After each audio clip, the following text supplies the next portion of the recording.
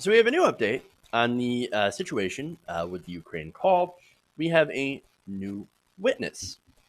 So now this witness is testifying today about President Trump's call with the Ukrainian leader Volodymyr Zelensky.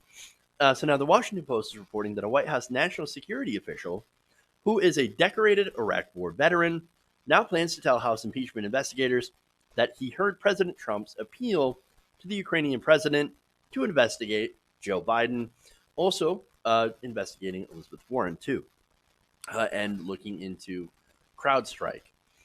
So that's a conspiracy theory floated by right-wing conspiracy theorists that are trying to discredit the Mueller report. So now, the man in question, the witness, is Lieutenant Colonel Alexander Vindman. So now, he is a top Ukraine expert on the National Security Council. He is Ukrainian born himself, but a naturalized citizen. And so, what happened, and the reason that he's testifying, is that twice he registered internal objections about how Mr. Trump and his inner circle were treating the country of Ukraine. So now this is someone who has, according to the New York Times, listened to the call himself. So he listened to the call. Now later on, I've got a Trump tweet that is bananas that directly contradicts this. So now, first, before we go to that, uh, let's go to his statement, which has a lot of interesting things in it. For one, he said that he did not think it was proper to demand that a foreign government investigate a U.S. citizen. Now, we heard that same thing from, of course, William Taylor, who had also testified earlier and showed up in text messages between Gordon Sondland and William Taylor, Bill Taylor himself, uh, as well as Kurt Volker. Now, those texts were also released by Volker earlier this month.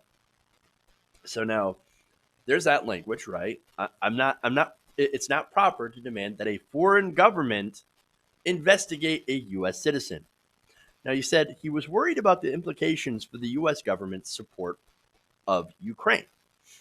And of course, that he means the military support that defends Ukraine against Russian aggression. Remember, Russia had came in and basically claimed Crimea uh, from Ukrainians. So now he said in his statement, I realize that if Ukraine pursued an investigation into the Bidens and Burisma, it would likely be interpreted as a partisan play, which would undoubtedly result in Ukraine losing the bipartisan support it has thus far maintained. So again, he was concerned and worried about Ukraine being able, basically losing that security assistance, that near $400 million that was originally promised, of course, to Ukraine to help defend themselves against any possible aggression. So now, in his testimony, Vindman also says that he is not the whistleblower, so that's an important distinction, but will provide an account that corroborates crucial elements of the whistleblower complaint that we have also seen. So now, let me give you more from his statement. He said, I did convey certain concerns internally to national security officials in accordance with my decades of experience and training and sense of duty and obligation to operate within the chain of command.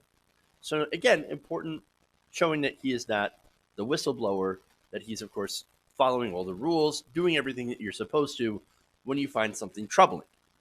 Okay, so basically following the law. Now, he's also planning to testify that he watched it with alarm as, quote, outside influencers began pushing a false narrative about Ukraine that was counter to the consensus view of American national security officials and harmful to U.S. interests, according to documents reviewed by the Times on the eve of his congressional testimony. Colonel Vindman was concerned as he discovered Rudy Giuliani, the president's personal lawyer, was leading an effort to prod Kiev into investigating Hunter Biden and to discredit efforts to investigate Mr. Trump's former campaign chairman, Paul Manafort, and his business dealings in Ukraine. So now, look, again, that's super important. Um, his account suggests that he may have been among some of the aides that the whistleblower referred to in his complaint when he said that White House officials had recounted the conversation between Trump and Zelensky to him and were, quote, deeply disturbed by what had been transpired in that phone call. So now that's interesting that he would be part of those officials, and it certainly goes along with previous testimony. I mean, look, what do you believe, right? You have all these different officials that essentially have the same story. Hey, there was this call to Ukraine. We heard it from someone else, or in this case, I literally heard it. I was worried, and so I went up the chain of command because this was very concerning.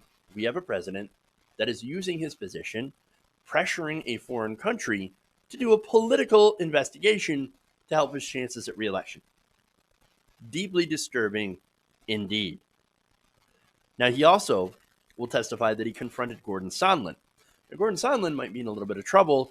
It turns out he might have actually lied during his own testimony. Now, Sondland, of course, was, like I said, confronted by this officer the day that the envoy spoke in a White House meeting with Ukrainian officials about Ukraine delivering specific investigations in order to secure a meeting with the President of the United States. And on 2 occasions, the colonel brought his concerns to John Eisenberg, the top lawyer at the National Security Council. One of the times they described happened July 10th. Now, that was when senior American officials were meeting with senior Ukrainian officials at the White House. This is a time where apparently John Bolton was said to have had a tense exchange with Mr. Sondland after the ambassador raised a matter of investigations he wanted Ukraine to undertake. I know any story where John Bolton is kind of the good guy is a disastrous story, indeed. Such is the world that we have lived in. Okay, now, more. At a debriefing later that day, attended by the colonel, Mr. Sondland again urged Ukrainian officials to help the investigations into Trump's political rivals. Again, lots and lots of pressure. According to Vindman's statement, Ambassador Sondland emphasized the importance that Ukraine deliver the investigations into the 2016 elections, the Bidens, and Burisma. I stated to Ambassador Sondland that his statements were inappropriate and that the request to investigate Biden and his son had nothing to do with national security, and that such investigations were not something the NSC was going to get involved in or push. Now, the colonel said that after his confrontation with Sondland, the actor Fiona Hill then entered the room and asserted to the ambassador Sondland that his statements were inappropriate. Fiona Hill, of course, had also previously testified to Congress as well about Sondland and this entire situation. So again, we have more corroborating evidence. So now, she also, Ms. Hill, had reported the incident to Mr. Eisenberg, right? So now the colonel also went to Mr. Eisenberg a couple of weeks later after the call with Zelensky, and this kind of lines up with Taylor's testimony. So you have, again, all these different officials in the White House that are saying the same thing. There was pressure on Ukraine to do the investigation, and it was all coming from the top. Damning testimony. And so now what's important about this is that this is already going to be very difficult for conservatives to push back on, right? So now this guy is a Purple Heart recipient. He served in Iraq. He's been in the military for 20 years. And so, look, he believes, apparently, according to, well, I should say, if you read his statement, he talks a lot about duty, talks a lot about patriotism. And so it's going to be a little bit difficult to paint him as not credible. But of course, we already have Republicans that are doing exactly such. Remember, he is a Ukrainian-born immigrant. So he came over here. His family brought him here when he was 3 years old. He's a naturalized citizen now. But at the same time, now you got Republicans that are using that against him. But I don't know if that's going to be as effective towards the base, especially when you've got the military guys. Right now, the military guys are still a large component of Trump's base, but he's on thin ice with them already over abandoning the Kurds in Syria. That was a deeply unpopular decision made by President Trump without consulting allies. Because look, these military guys, they worked with the Kurds. They served with the Kurds when they were fighting together. There was recently a joint operation to take on Abu al-Baghdadi, who's the head of ISIS, right? To try to take him down. They had been working on that for months. And the Syrian Kurds were, of course, the point people that were doing most of the heavy fighting, and our troops were working with them. When you pull out, suddenly, with people that you've been working so closely with for a long time, well, that's going to get people pretty angry. And so I don't know how effective these smears will be against Vinland when it comes to the military guys. Well, we will have to see. But first, I'm going to give you, before we end the segment, I'm going to give you Trump's reaction to this real quick. Here's his tweet. How many more never Trumpers will be allowed to testify about a perfectly appropriate phone call when all anyone has to do is read the transcript? Well, it's funny because we don't actually have the transcript. The transcript is literally locked away in a secret computer server. So no, we can't read the transcript. All we can do is read your memo, which we don't know what you took out of the memo. And already, what's in the memo is bad enough already, right? Imagine if what they decided to take out. Yikes. So, look, let me finish that tweet. He said, I knew people were listening in the call. Why would I say something inappropriate, which was fine with me, but why so many? No, here's the thing. Donald Trump still thinks this is an appropriate call because he didn't say the words quid pro quo, for one, and that he wasn't as super obvious as he could be while still getting his message across.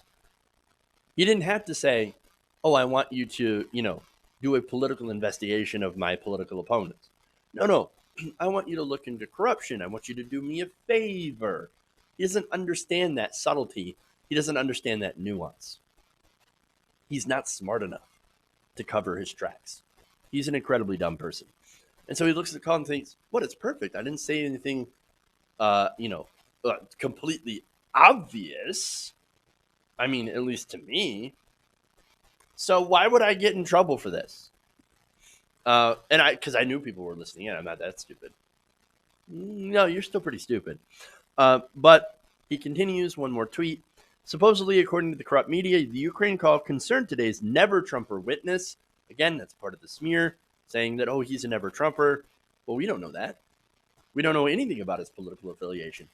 He could be a very staunch conservative, maybe even a Trump supporter. I don't know. But nonetheless, that's the assumption. He's a never-Trumper. And he said, was he on the same call that I was? Can't be possible. Please ask him to read the transcript of the call. Witch hunt. So that's Trump's response to that. Hey guys, hopefully you enjoyed that free video. Now I'm going to have to ask you a favor. Between the demonetization and the YouTube algorithm messing around with view counts, etc., we're having a hard time adjusting to the new YouTube reality, which is where you guys come in. See, we have a Patreon, patreon.com/TYTNation, set up to help us rely on you guys, the viewers, instead of big corporate ads. Look, you know the show. You know I'm not in favor of big corporations anyway. So help us transition away from relying on the ad model to pay the bills and sign up to be a patron, patreon.com/TYTNation. That goes a long way to help us keep the lights on. And you guys will know that you're supporting independent, progressive media.